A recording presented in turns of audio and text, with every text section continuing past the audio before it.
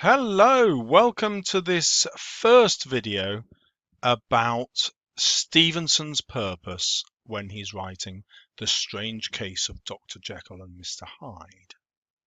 Throughout all of these videos, I'm going to be looking at this main quotation, "Man is not truly one, but truly two," because this is the central theme, the central idea of the novel about the duality of human nature. And most of the ideas I'm going to take you through come from a brilliant article written by Greg Buswell, which you can find here. You want to enter the keywords Romantics and the Victorians and you'll just stumble across it. During these videos, I'm going to take you through 6 different possible purposes.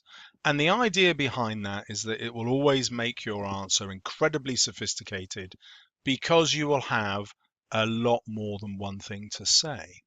So the first video will be about tapping into the Victorian psyche and their fascination with crime and violence.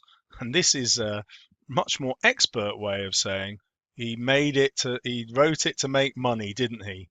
Which is true, but this is a much more insightful way of thinking about how he chose to make that money. And I'll take you through the others in the next videos. During these videos, you will be looking at 8 quotations about Hyde, 6 about Jekyll, and 2 about the duality of human nature. And pretty much any question can be answered if you've memorized those 16 quotations. So there's still time between now and the exam to keep practicing those. So why not do that? Think, right, I'm going to memorize these quotations. I'm going to use them whatever the essay is. And I will show you how to do that in a later video. Okay, well, the obvious exam question will be about either Dr. Jekyll or Mr. Hyde, or most likely both of them. But there are 3 other elements that you could be asked about. The setting of the novel in London, that contrast between the respectability of Jekyll's home and Soho, which is obviously Hyde's home. You could be asked about Utterson. That would be quite a difficult question, but you could get asked that. Or an even more difficult question, you could be asked about the structure of the novel and how we find out crucial information in a non-chronological order. Now, what I'll try and do is show that each of the videos that I make about a point of view will fit all of these questions, as well as a question about Dr. Jekyll or Mr. Hyde as characters. Now, if you want to use this video to take notes, I'm just putting quotations on different screens for you so that you can freeze the screen and take those notes. So there's the quotations on Hyde. Here are the quotations on Jekyll, and I'll copy and paste those and put them in the description as well to help you. And you will also need to know 2 other quotations. The first one is from The Descent of Man by Charles Darwin, where he's writing about evolution, his theory of evolution. And he says in that book that mankind is descended from a hairy-tailed quadruped. And you can see how this links in with the descriptions of Hyde as a troglodyte or ape-like, and that man is probably derived from an ancient marsupial animal. Again, we can see that this ancient animal is an easy description of Hyde again. And obviously, Stevenson very much had this theory of evolution in mind when he creates Hyde, who is a regressive version of Jekyll. In other words, he goes back in time, in evolutionary time, because he's able to act without a conscience. And one of the interesting things about being human is that we evolve a sense of right and wrong. And the other thing which will be relevant, particularly when we get onto the consideration of homosexuality in a later video, is the Criminal Law Amendment Act, which invented a crime of gross indecency and didn't really specify what that meant. And that's very similar to Jekyll and Hyde, where Stevenson refuses to say what Hyde does. The only actual wrongdoing that we get named is right at the beginning when he plows through this poor little girl and crumples her to the ground. But that's not that terrible a crime. But all the other things that he does are just too terrible for Stevenson to tell us, and he leaves them unmentioned. And obviously, one reason for doing that is he wants us to think about what gross indecency is, because he'll be attacking the Victorian hypocrisy that allowed lots of indecent acts to go unpunished. Okay, well, hopefully that's whetted your appetite for all the videos together. The rest of this video is just going to be this one purpose. So Stevenson is trying to tap into the Victorian psyche, I should say Victorian, obviously, and fascination with crime and violence. So Robert Louis Stevenson's Strange Case of Dr. Jekyll and Mr. Hyde, published in 1886, is a late Victorian variation on ideas first raised in Mary Shelley's Frankenstein of 1818. So the Victorians were fascinated with the idea of Gothic. They loved this idea that mankind was capable of great evil as well as great good. And that's the theme of Frankenstein. This Dr. Frankenstein creates new life. He thinks he's doing something magnificent, but what he creates turns into a monstrous being. And Stevenson takes that idea, and we have a similar plot line. So Dr. Jekyll is a doctor who's again experimenting with nature, thinking that he can create life, but what he creates instead is a monster without conscience. Now, the difference here is that Dr. Frankenstein regrets what he has done. He sees immediately that he's created something horrific, whereas Stevenson creates Dr. Jekyll in a much more subtle way. Dr. Jekyll relishes, he really enjoys this new creation because he can live through him.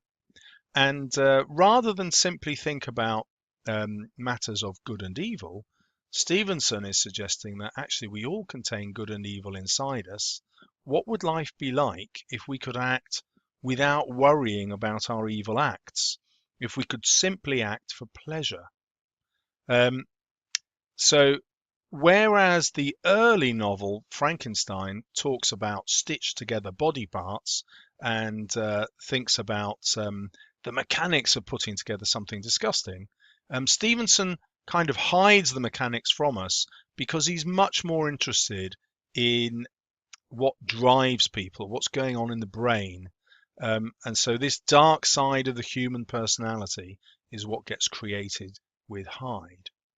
Now, this will resonate a lot with Victorian readers because they would consider themselves morally upstanding people, leading good Christian lives, and yet they're completely fascinated with crime and violence. In other words, people behaving in ways which are forbidden. And the pleasure of reading is living out other people's lives, isn't it? So when you read about these horrendous criminals and their crimes, you put yourself in their shoes in a safe way. That's what reading is. We try on other people's lives. And Stevenson has just taken that step further and said, well, what if you could do that in real life? What if you could try out someone else's life without fear of punishment? Would you be a criminal of some sort? Would you just seek pleasure if you knew you could get away with it and never be caught? And that's a really interesting way of looking at the art of reading. It's why people who love reading prefer reading to films. Films are just spectacle, but in a book, you become the people you're reading about. And Stevenson's playing rather cleverly here with that instinct of the reader and saying, well, what would you do? Whenever a writer writes a book, they're heavily influenced by what's going around in society at the time, either consciously or unconsciously. You know, for example, when you name your kids, I've got a Jessica and a Harry. I didn't realize that dozens of other people were also naming their kids Jessica and Harry. It was just something in society at the time, and you pick up on these cues unconsciously. And exactly the same is going on with Stevenson, maybe consciously, maybe unconsciously. So we're going to jump ahead 2 or 3 years to 1888 after the publication of Dr. Jekyll and Mr. Hyde. Um, so the fascinating instances of doubling in Stevenson's tale didn't come to an end upon the book's publication. In a macabre twist, events from real life began to overlay themselves upon the narrative. So the story of Dr. Jekyll and Hyde almost predicts the Whitechapel murders, which occurred in 1888, and these are the murders carried out by Jack the Ripper.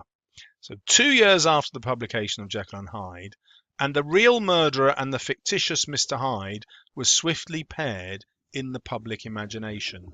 In other words, Stevenson isn't writing a prediction when he does this, but he's writing a book which has a plot line which is similar to events that are happening around Victorian England and in the newspapers of the time. We can see what an impact this novel had on Victorian readers in the fact that it was immediately made onto a stage play. Here's an early photograph showing in 2 exposures the innocent-looking Dr. Jekyll and the vile-looking Mr. Hyde.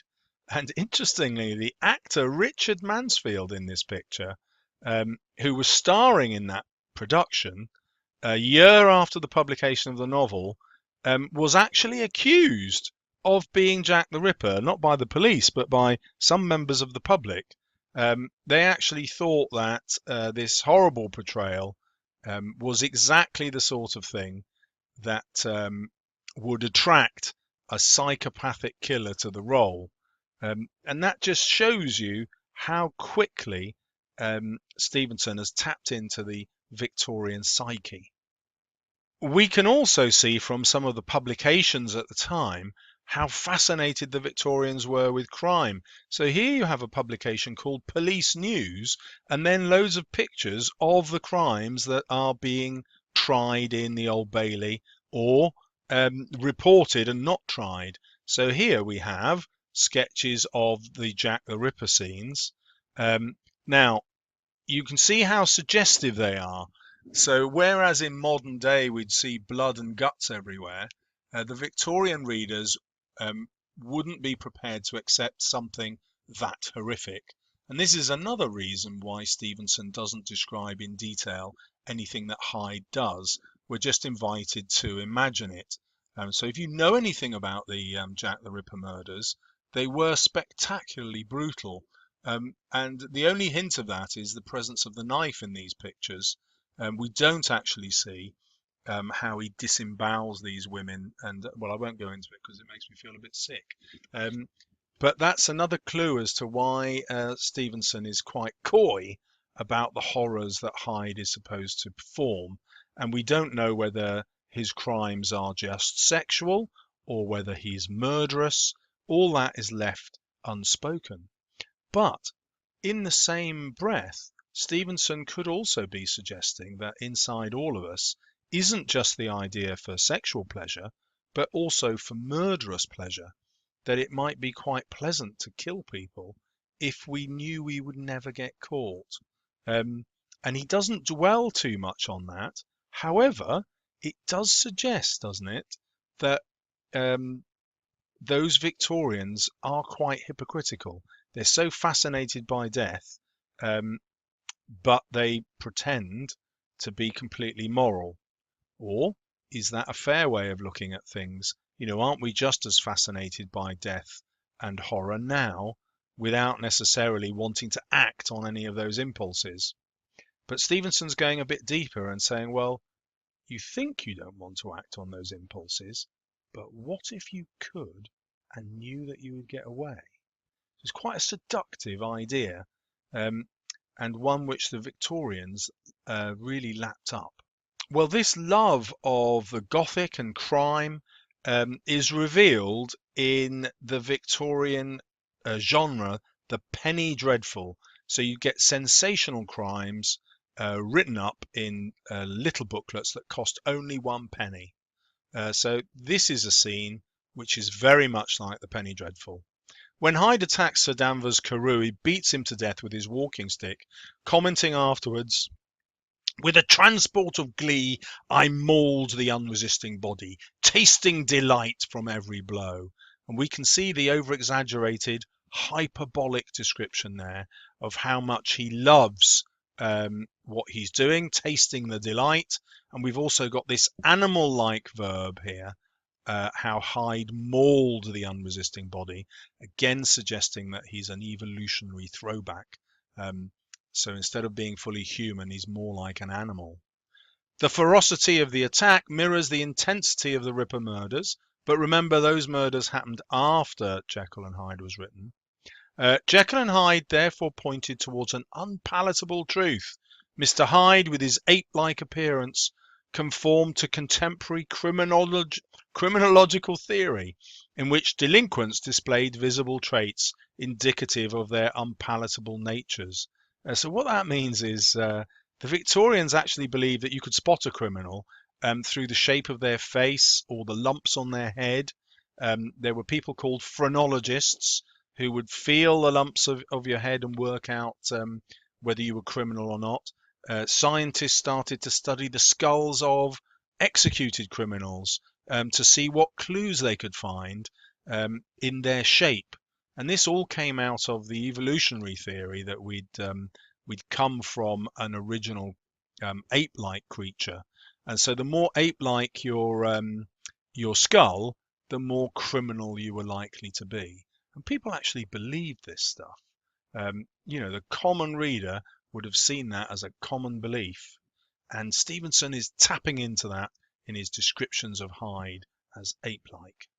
Now, one of the other fears that Stevenson is tapping into in the typical Penny Dreadful that I've shown you here is the criminal being able to get away with what they're doing. So Spring-Heeled Jack, the terror of London, come back next week because we'll have another one of his doings. And again, this idea of freakery and midnight is exactly what's going on in Jekyll and Hyde. And this is exactly why Stevenson creates a character who can get away with it. Because when Hyde commits a criminal act, Jekyll experiences that same act. He's sitting behind Hyde's eyes, experiencing everything Hyde experiences and loving that. So he rejoices in being Hyde. It's wrong to think of Hyde as evil and Jekyll as good. That's not what's going on at all. Jekyll is like all of us, mixture of good and evil, and most of us try to suppress our evil side in order to be good people. Jekyll does the same, but when he creates Hyde, he can express his evil desires without fear of being caught. Because if Hyde gets caught, he simply changes back into Jekyll. Well, that's his hope anyway. Of course, we know that's not what turns out in the end. The other aspect of the fascination with crime and the fascination with detective stories like Sherlock Holmes is the Victorians came to realise that actually you couldn't definitely see if someone was criminal by looking at them closely. And so they were very uncomfortable that actually one could pass a monster such as Jack the Ripper in the street and yet only see a respectable civilized gentleman exhibiting absolutely no trace of the depraved killer lurking within, which is just like Hyde. You see no trace of Hyde in Jekyll, but Hyde exists entirely within Jekyll. He is made up completely of Jekyll's evil nature. And so cleverly Stevenson has tapped into this idea that criminals could be very respectable looking people. And he'll go further than that, and I'll show you in the later video, where he's actually suggesting perhaps many of Victorian men are at least hypocritical and very likely to be criminal, not necessarily murderers, of course, but getting away with all sorts of criminal behavior and definitely immoral behavior. If we examine the literary tradition that Jekyll and Hyde is written in, just through some book covers, you can see this fascination with science in Frankenstein and science in Dr. Jekyll and Mr. Hyde. And running throughout this is a fear of science, which I'll deal with in a later video. Look out for that. If we now look at Frankenstein in a different way, we can see Frankenstein as an early exploration of the duality of man. You've got the doctor who tries to do good, but actually he's going against God by creating life himself and releasing a character who becomes a monster. And this sort of duality is exactly what's going on in Dr. Jekyll and Mr. Hyde, portrayed in this lovely Italian cover, where you can see the respectable gentleman hiding the evil, bloodthirsty Hyde beneath. And there is also this fascination with appearance. So in this cover, you see that the Jekyll's face is a mask for the reality of what's underneath, which is Hyde.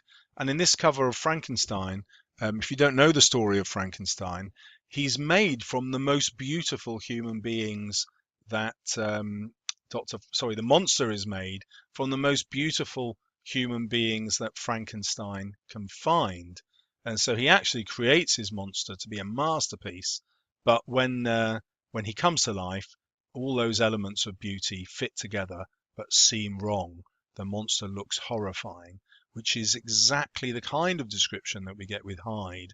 That there's just something about him that's horrifying, and no one can describe what it is. So we've looked at the literary context here. How would we apply that to the setting?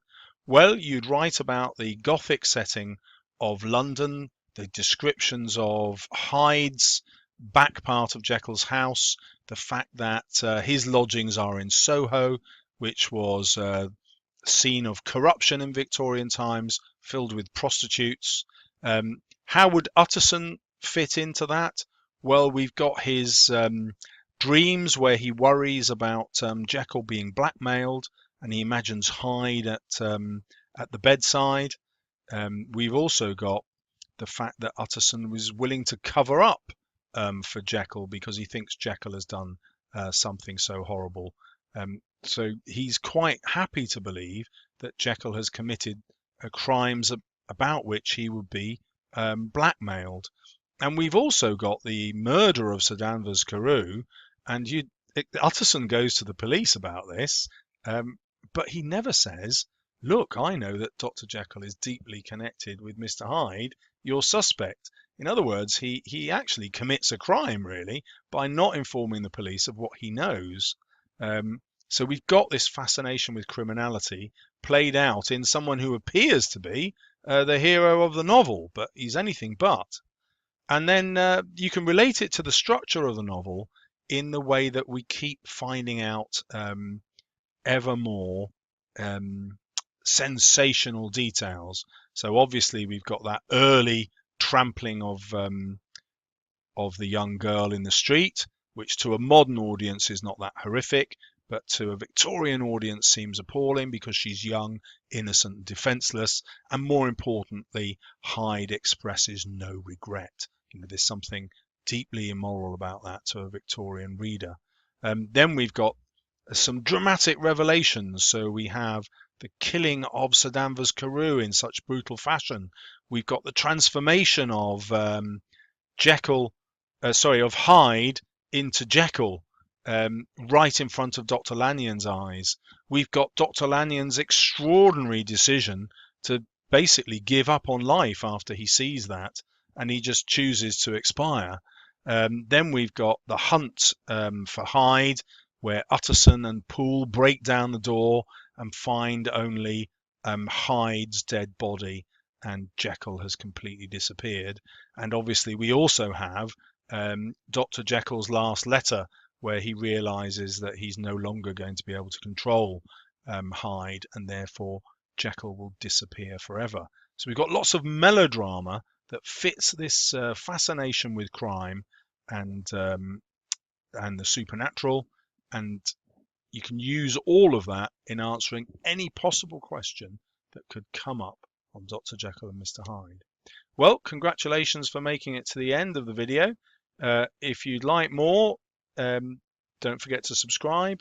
And we've got 5 more much shorter videos on the purpose of Stevenson in The Strange Case, Dr. Jekyll and Mr. Hyde. Goodbye.